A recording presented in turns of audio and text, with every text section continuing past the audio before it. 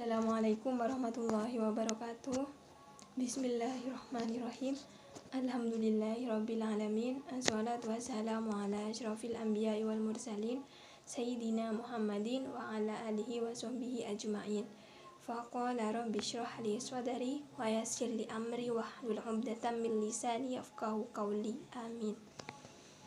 Yang terhormat kepada Kiai Haji Muhammad Hasan Mutawakil Alallah SHMM selaku pengasuh Pondok Pesantren Zainul Hasan Genggong. Yang terhormat kepada Bapak Dr. Abdul Aziz Wahab BAMAG selaku Rektor Universitas Islam Zainul Hasan Genggong. Yang terhormat kepada Bapak Imam Syafi'i MH selaku Dekan Fakultas Syariah, Usuluddin dan Humaniora. Yang terhormat kepada Bapak Ahmad Soni Irawan MH selaku dosen pengampu di mata kuliah Hukum Perdata di Indonesia. Dan tak lupa pula kepada teman-teman seperjuangan yang berbahagia. Perkenalkan, nama saya Siti Solehah. Saya dari Prodi Hukum Keluarga Islam Fakultas Syariah Universitas Islam Zainul Hasan Genggong. Di sini saya akan mempresentasikan peta imajinasi yang berjudul Dasar Hukum dan Lingkungan Peradilan serta Kompetensi Absolut dan Kompetensi Relatif.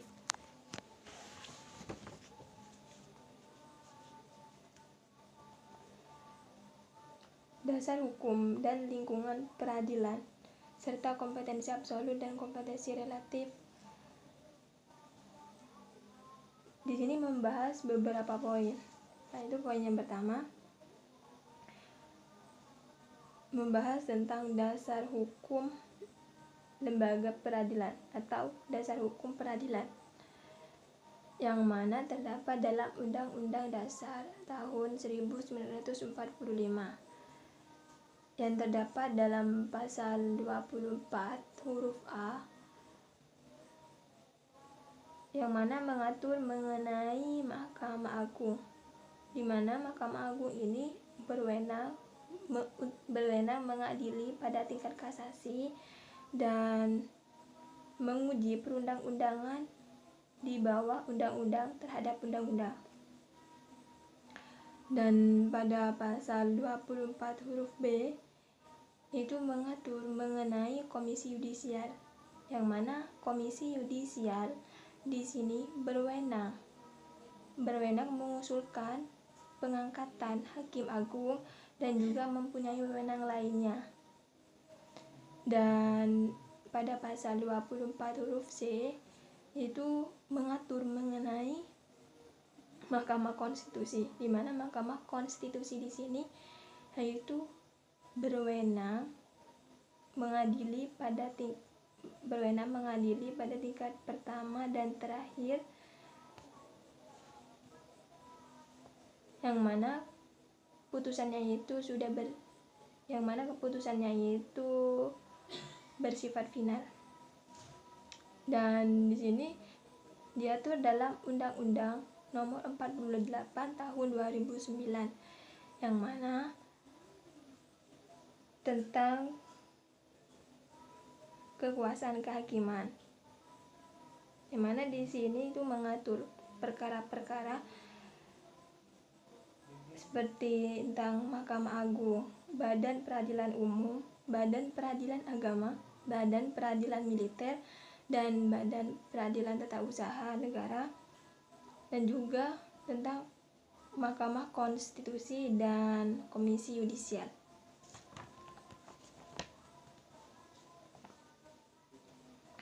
Lalu pada poin kedua di sini membahas terkait dengan lingkungan peradilan yang ada di Indonesia.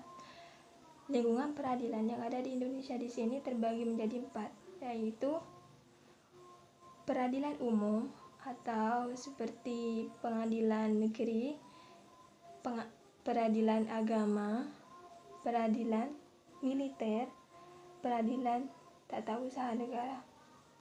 Dan pada poin ketiga yaitu membahas tentang kompetensi absolut peradilan.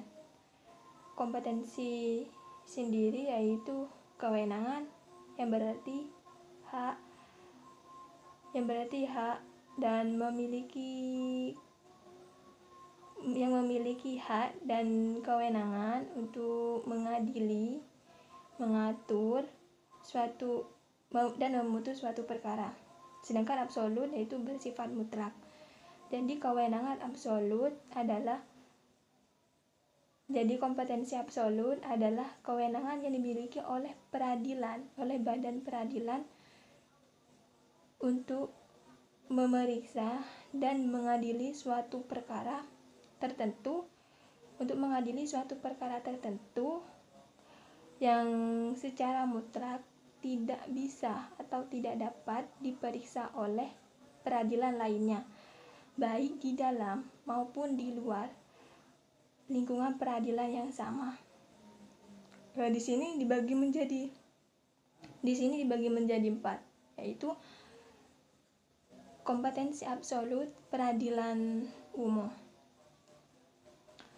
di mana di sini itu mengatur perkara-perkara seperti pidana umum dan khusus, perdata umum dan niaga.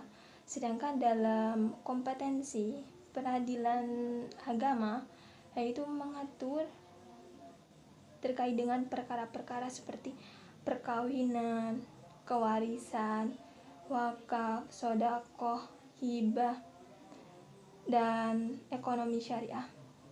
Sedangkan dalam kompetensi absolut peradilan militer yaitu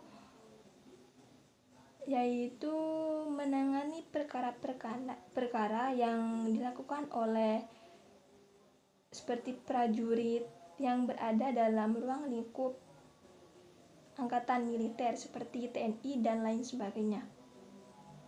Sedangkan dalam kompetensi absolut peradilan